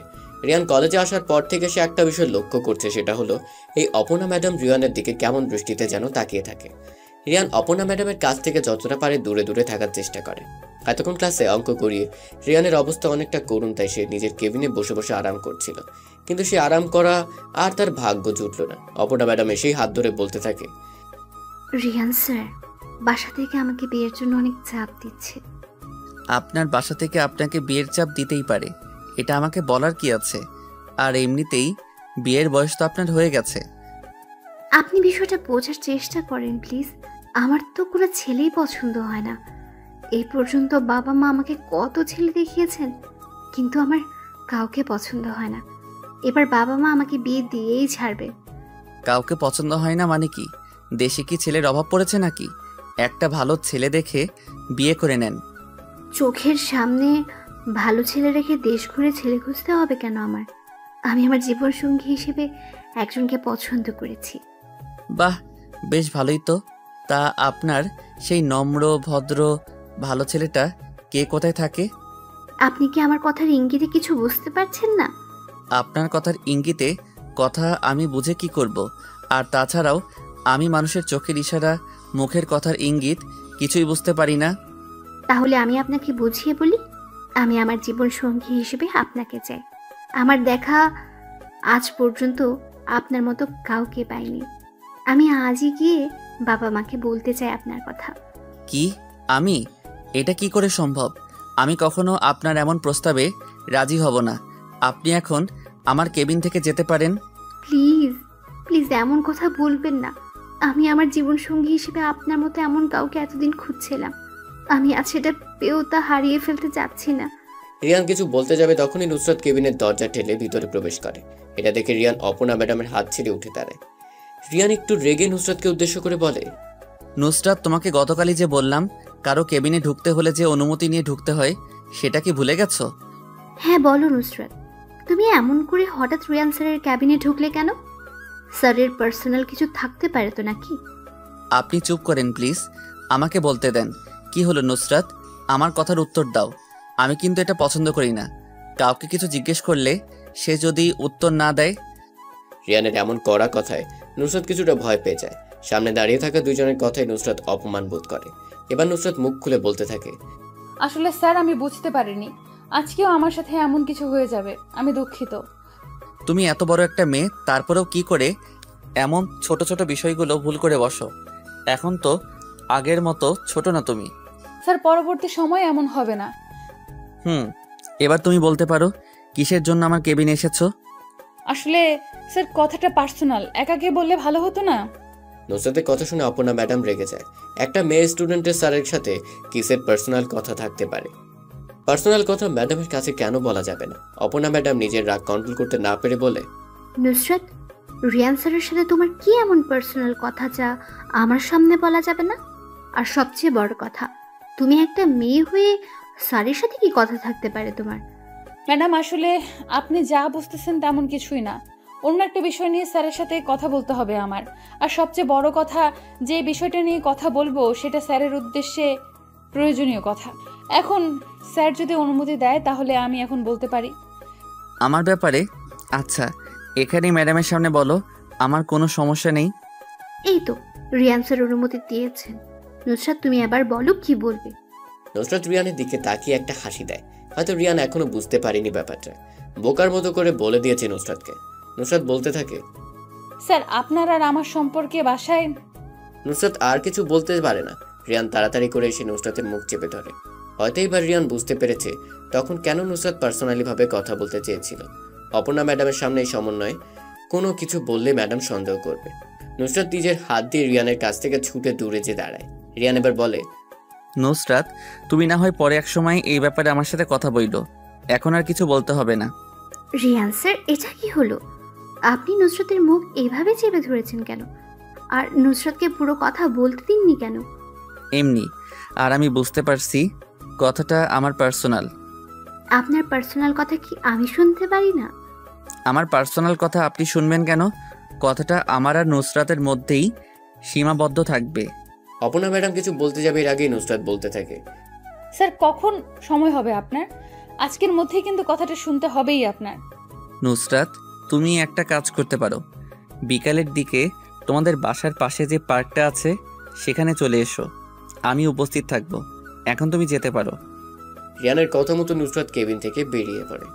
নুসরাত যাওয়ার সময় অবশ্য অপর্ণা ম্যাডাম ডাকছিল, কিন্তু নুসরাত সেদিকে খেয়াল করেনি।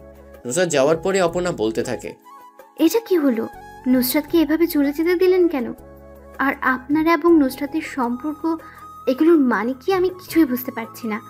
ম্যাডাম, আপনাকে কিছু বুঝতে হবে না, যা বোঝার আমি বুঝে গেছি। দেখুন রিয়ান, আমি আপনাকে বলে দিচ্ছি, আপনার আর নুসরাতের মধ্যে কোনো সম্পর্ক থাকলে তা ভেঙে ফেলেন। এবার কিন্তু বেশি বেশি হয়ে যাচ্ছে।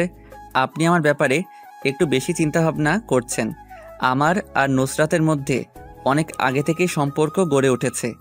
এখন আমি আপনার কথায় শুধু শুধু কেন এমন একটা পবিত্র সম্পর্ক ভেঙে ফেলবো বলেন?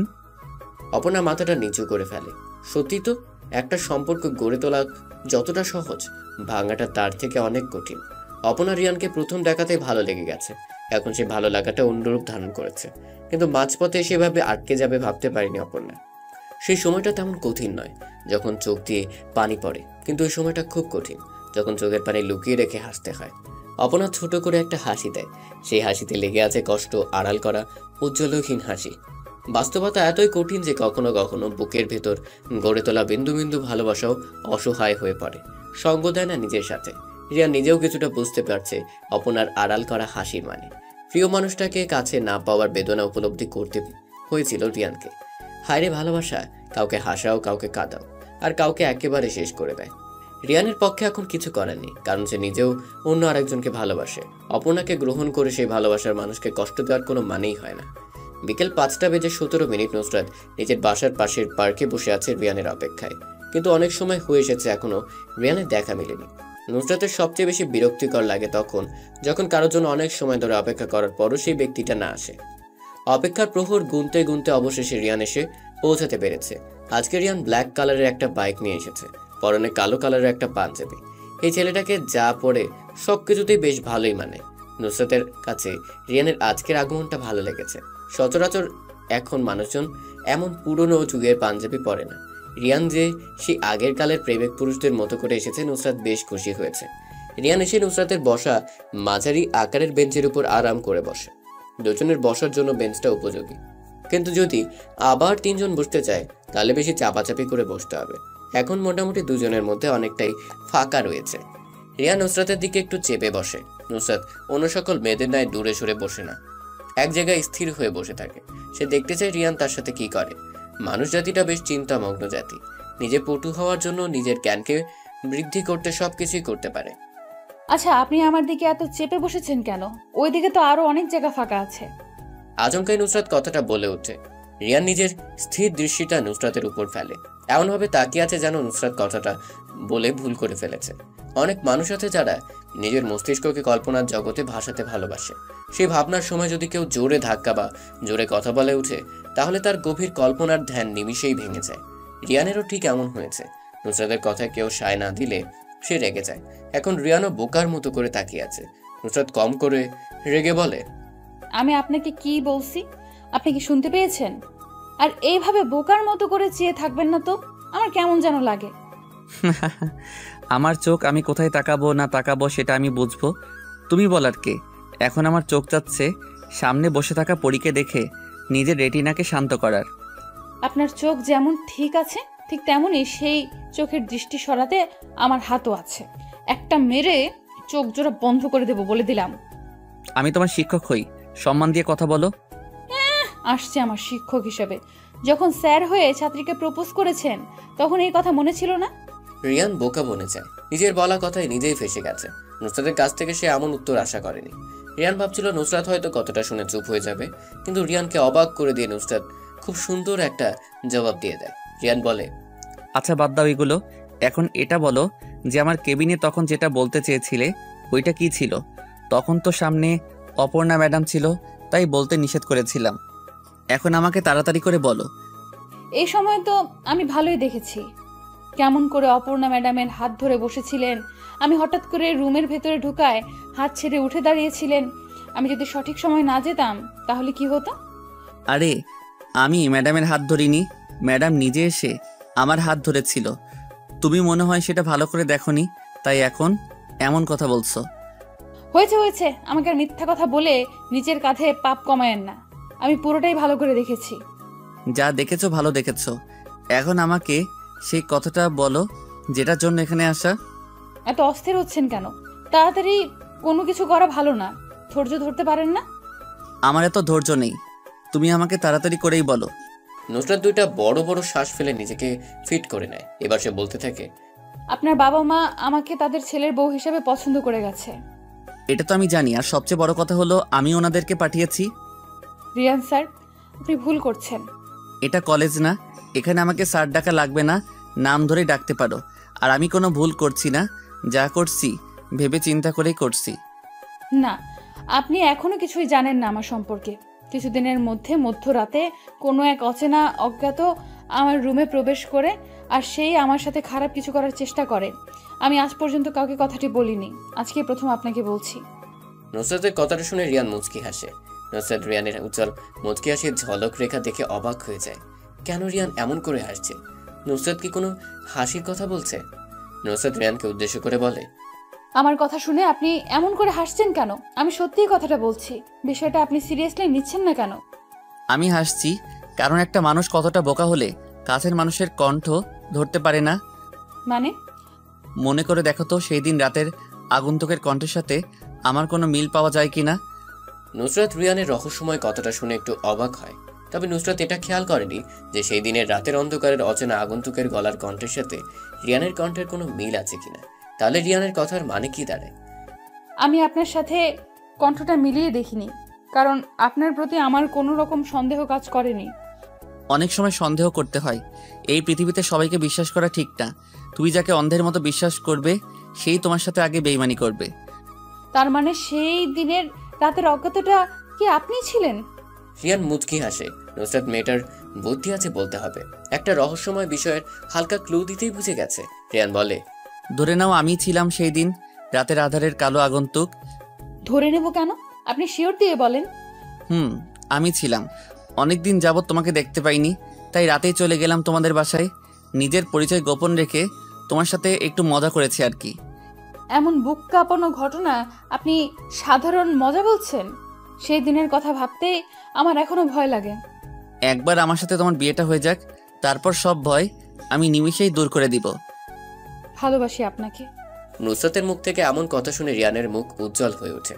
আচমকায় কোনো প্রেমিক পুরুষ তার প্রেমিকার কাছ থেকে এমন কথা শুনলে কিরকম অনুভূতি হয় সেটা একমাত্র সেই ছেলেটাই বলতে পারবে। রিয়ানের ঠিক এমন অনুভূতির সম্মুখীন হতে পেরেছে আজকে। এত বছর ধরে একটা মেয়ের পিছনে পড়ে থাকার কঠোর পরিশ্রম বৃথা যায়নি মনে হচ্ছে রিয়ানের। কি বললে? ভালো করে বলো, আমি শুনতে পাইনি। আপনার শুনতে হবে না, আমি এক কথা দুইবার বলি না। আজকে সেই নিয়মটা পাল্টে আমাকে আরেকবার কথাটা বলো। বুকের ভেতর আপনার জন্য মাতাল হওয়া বয়, অনুভবে না বলা কথা বুঝে নিতে হয়।